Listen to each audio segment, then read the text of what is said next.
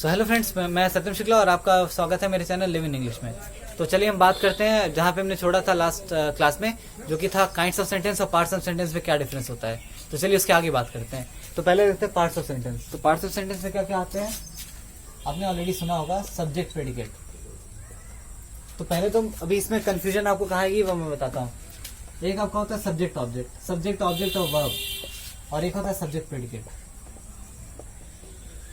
तो जो सबसे बेसिक चीज होती है, मतलब सबसे बेसिक जो डिवीजन होता है वो होता है सब्जेक्ट और प्रेडिकेट में। मतलब जो सबसे पहला भाग होता है वो सब्जेक्ट और प्रेडिकेट में होता है।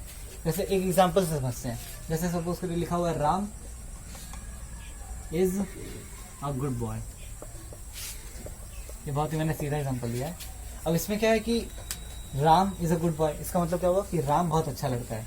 तो राम क्या यहाँ पे क्या है, राम ही विषय है, मतलब इसी के बारे में बात हो रही है। ठीक है, यही वो विषय है जिसके बारे में बात हो रही है, यही वो। तो ये क्या हो गया, ये आपका सब्जेक्ट हो गया। सब्जेक्ट हिंदी में विषय कहते हैं ना, तो यानी राम यहाँ पे सब्जेक्ट हो गया।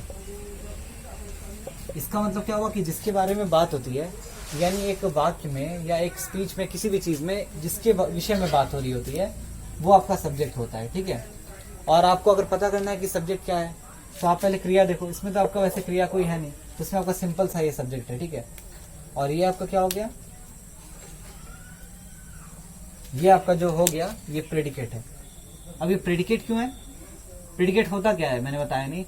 प्रेडिकेट वो होता है जो सब्जेक्ट के बारे में बात करता है। ठीक है, तो अब सब्जेक्ट यहाँ पे ये है, आपको पता चल गया इसके बारे में बात कौन कर रहा है, इसके बारे में पूरी जो इसकी डिटेल कौन बता रहा है, ये बता रहा है is a good boy. Ram is a good boy, ये कौन बता रहा है, ये प्रेडिकेट ही बताता है। ठीक है, तो प्रेडिकेट यहाँ पे हो गया इज अ गुड बॉय। तो ये मैंने आपको बहुत सिंपल एग्जांपल दे दिया। अभी हम लोग जब आगे बढ़ेंगे इसमें तो हम लोग देखेंगे कई बार आपको सब्जेक्ट में लगेगा कि कई सारे चेंज आ गए प्रेडिकेट में।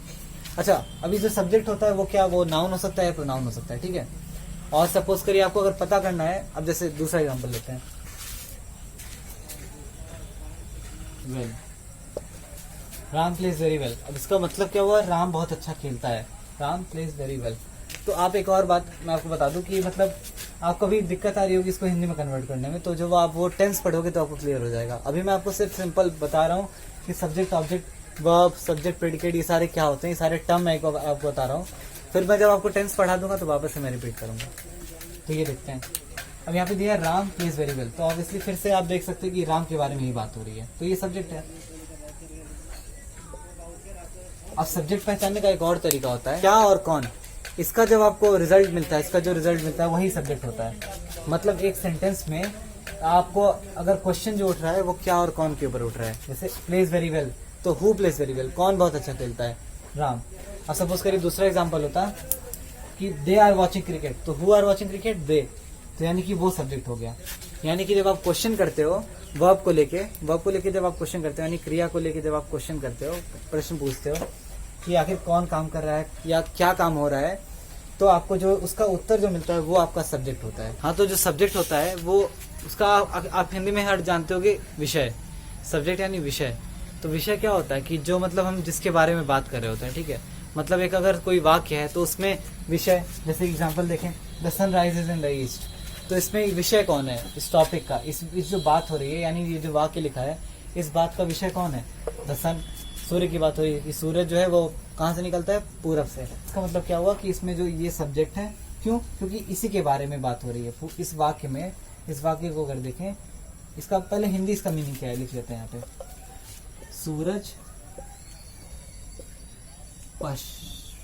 या से नहीं में कर लें, क्योंकि इन द ईस्ट में लिखा है, इन मतलब में होता है। और सेकंड का लिख लेते हैं, ही प्लेज क्रिकेट, वह क्रिकेट खेलता है। अभी मैं हिंदी में क्यों लिख रहा हूँ, क्योंकि अभी मैंने आपको टेंस नहीं पढ़ाया है। तो टेंस पढ़ा दूंगा तो आप लोग खुद इसके काबिल हो जाओगे इसको हिंदी में लिखने के, मतलब ये क्या लिखा है इसको आप हिंदी में लिख सकोगे। तो अभी देख रहे हैं आप यहाँ पे सूरज पूर्व में निकलता है, तो ये आपको पता चल रहा है कि इस वाक्य में सूरज के बारे में बात हो रही है। तो ये आपका सब्जेक्ट है, यानी ये उद्देश्य है। अब सब्जेक्ट को विषय यहाँ पे नहीं बोलते हैं, मतलब ग्रामर में सब्जेक्ट को उद्देश्य बोलते हैं। या फिर आप आगे पढ़ोगे जब सब्जेक्ट वर्ब ऑब्जेक्ट, तो उसमें आप देखोगे कि सब्जेक्ट को कर्ता बोलते हैं, यानी जो कर्म कर रहा है। फिलहाल यहाँ पे हम लोग उद्देश्य बोलेंगे, इसको उद्देश्य, इसको बोलते हैं उद्देश्य, और इंग्लिश में सब्जेक्ट। अब देखते हैं प्रेडिकेट क्या होता है। तो अब वाक्य में जिसके बारे में बात हो रही होती है तो वो बात कौन करता है? प्रेडिकेट, यानी कि सब्जेक्ट के बारे में प्रेडिकेट आपको बताता है। ठीक है, अब जैसे यहाँ पे लिखा है the sun rises in the east, यानी सूरज पूर्व में निकलता है। तो सूरज क्या करता है या सूरज क्या है? तो वो पूर्व में निकलता है। तो ये आपको कौन बता रहा है? ये प्रेडिकेट बता रहे हैं, यानी इसको प्रेडिकेट है। पूर्व में निकलता है, ये बता रहा है कि सूरज क्या करता है ना। तो ये आपका हो गया प्रेडिकेट, पूर्व में निकलता है। मैंने ये जो लगाया ब्रेसेस यहाँ पे, इसको ब्रेसेस बोलते हैं, ब्रेसेस, या फिर अब इसको कर्ली ब्रैकेट, इसको आप क्या बोलते हो? इसको कर्ली ब्रैकेट।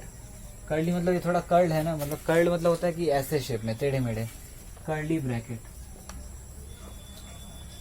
या फिर ब्रेसेस। ऐसे 4 तरह के ब्रैकेट होते हैं, आपने ये देखा होगा। ये एक होता है, एक ऐसे होता है, खैर हम लोग इससे डिटेल में नहीं जाएंगे, और एक ऐसे होता है। तो प्रेडिकेट हम बताने के लिए ब्रेसेस का यूज करते हैं, यानी कर्ली ब्रैकेट का यूज करते हैं। कोष्ठक आपने सुना होगा, कोष्ठक ये होता है। तो ये आपका मध्य कोष्ठक है, यानी इसमें हम लोग रखते हैं इसको। अब जैसे यहाँ पे वह क्रिकेट खेलता है, तो किसके बारे में बात हो रही है? उसके बारे में, यानी वह। तो वह यहाँ पे हो गया आपका विषय, यानी उद्देश्य, और इसमें आपका ये हो गया प्रेडिकेट। अब प्रेडिकेट को हिंदी में क्या कहते हैं? विधेय।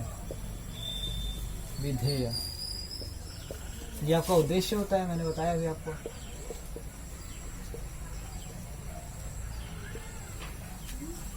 और ये आपका होता है विधेय, यानी ये आपका जो ब्रैकेट के अंदर है वो आपका क्या है? विधेय। विधेय या जिसे कह लें प्रेडिकेट। तो अब ये आपका,